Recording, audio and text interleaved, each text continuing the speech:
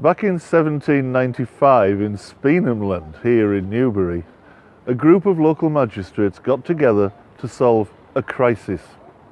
There'd been a bad harvest, grain was becoming more and more expensive, and a large amount of the poor people of Newbury could not afford bread. They were effectively starving to death.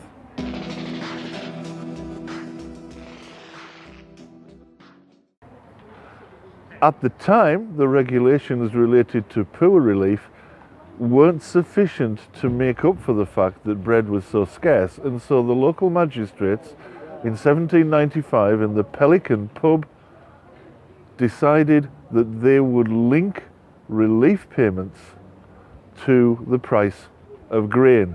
They also introduced a sliding scale, which was a form of means test that took into account how much a family earned and how many mouths they had to feed. In that way, they were able to avert what would have been a massive crisis of starvation.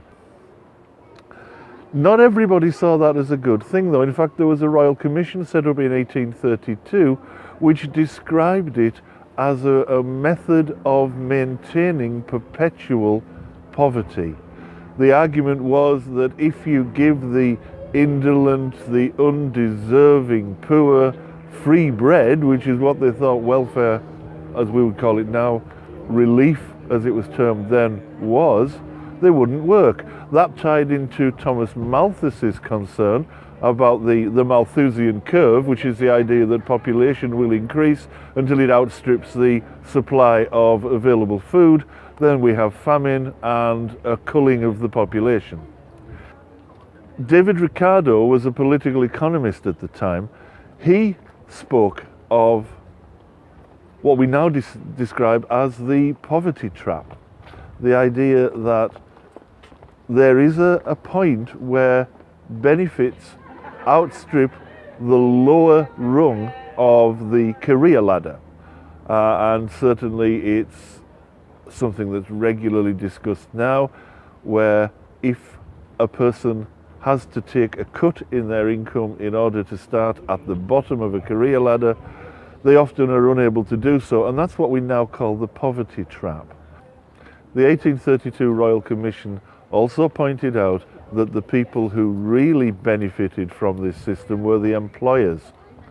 Those employers were able to pay less and less, driving wages down and keeping them down, because the public purse would ensure that their workers didn't starve to death. So they actually described the system not as something that helped workers, but as something that allowed employers to pay unscrupulously low wages. That was in 1795, but we can make similar arguments about the situation today.